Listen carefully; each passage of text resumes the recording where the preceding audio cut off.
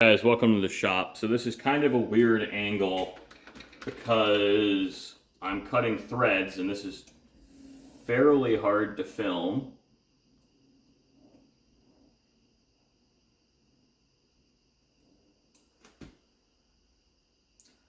So we're setting 0 on both the compound and the cross slide.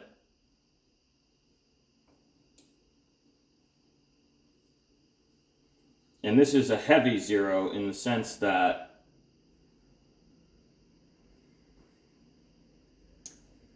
I'm going to turn the machine on and I should have made a visible pass even though it's technically set to 0. I'm just doing a relatively heavy scratch pass because I want to confirm my thread pitch one last time. I'm going to check my part again one last time. I don't really ever feel bad taking the extra step to confirm, yes, this is 1.5 millimeter pitch. I'm in setting B6 with my metric change gears engaged, so I should be cutting 1.5 millimeter pitch. I'm sorry guys, I'm having brain farts today.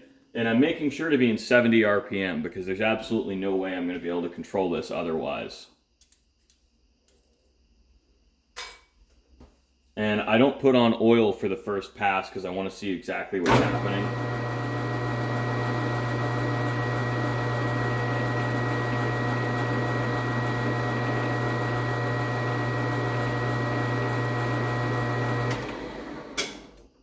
So that was close. I'm going to have to stop the machine a little bit earlier. But yeah, that looks like 1.5 mil pitch to me. But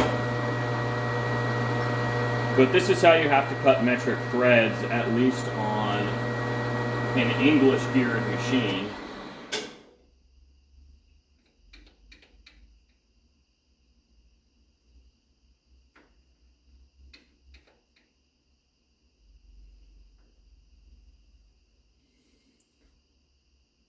I'm going to take 10 thou for our first pass.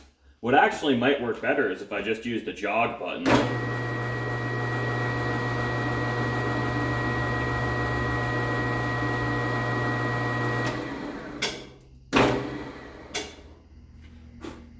So I think that is going to become our modus operandi, which just use the jog button.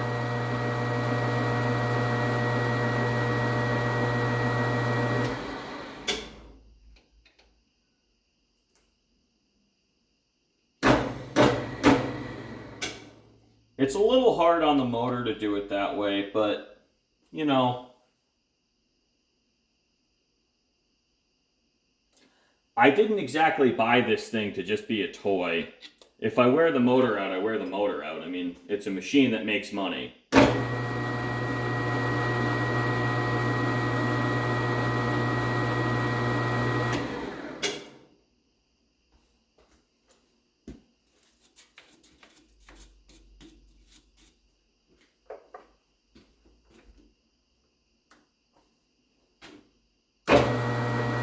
So you'll see we're getting a pretty abysmal surface finish, which is to be expected. One of the downsides to the metric threads is I've just found it's very difficult to get a good surface finish with them. All right, now we're going to dial back and start to take a lighter cut. It's hard to get a good surface finish with them because I generally don't take the time to set the backlash perfectly. These mating parts are hidden, so the surface finish kind of matters for crush if you're torquing on certain things, but if you torque and untorque them 3 or 4 times, you'll flatten all that out, and it doesn't seem to matter in the grand scheme of things.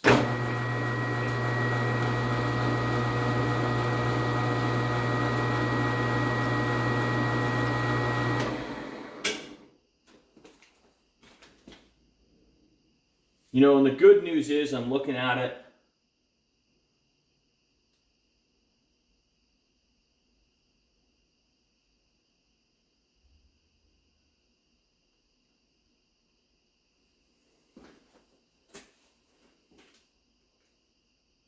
everything seems to be going according to plan.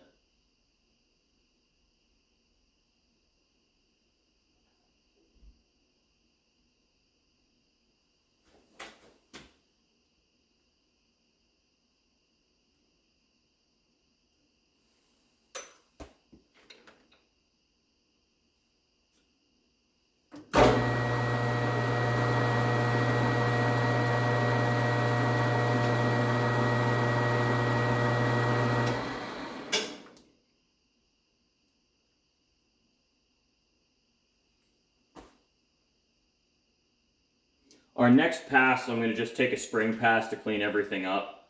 We're almost to thread depth here.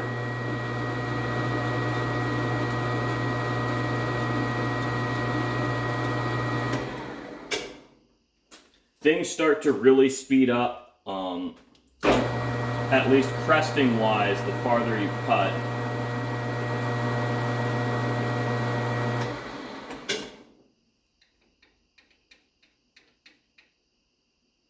But we haven't really even started cutting on this other flank yet.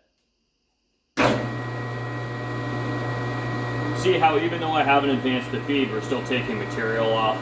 That's deflection in the part and the tool, which is not uncommon in these kind of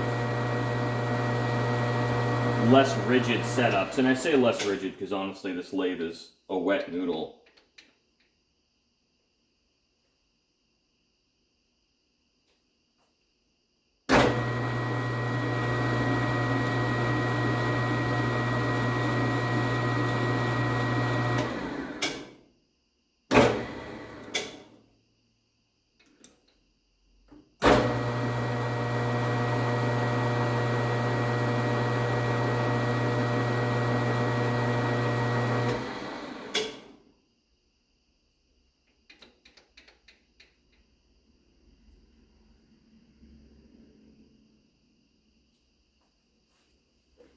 So I mean, this is pretty much the process of cutting threads. The fitting them is identical. I'm not a huge fan of cutting metric threads if I can avoid it, but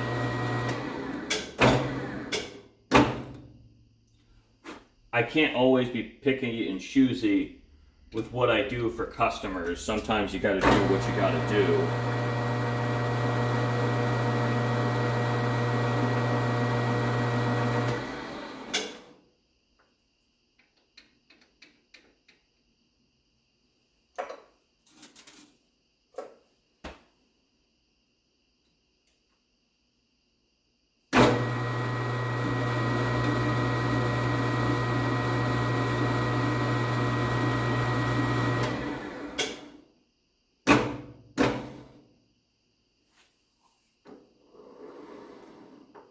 Alright, I just want to make sure we have the tool completely clear. What I found is if you suddenly shock the tool with too much cut, what can happen is you'll break it, and that's never fun.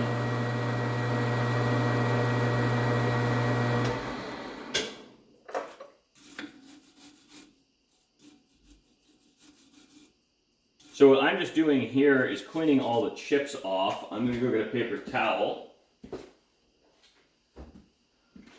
And I'm going to check it with my comparator micrometer.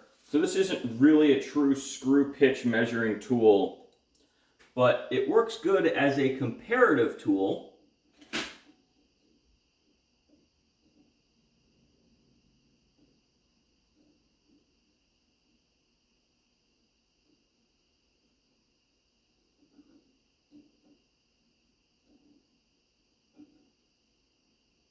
So what I'm seeing here is a spring pass should bring us back down to size.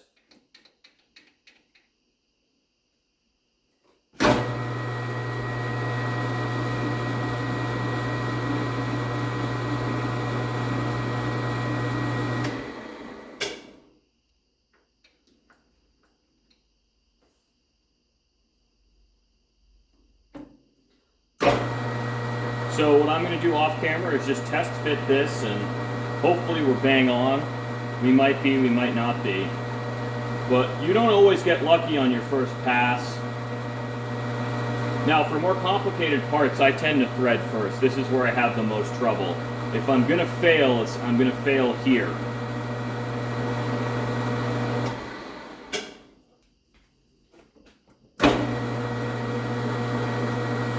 So that's why I just do this first, and again, just brush this out, get as much of that crap out as you can. I don't mind leaving some kind of half dry, half wet oil, at least at this stage of the process, because it doesn't seem to hurt anything in regards to fit, because it kind of just clears out.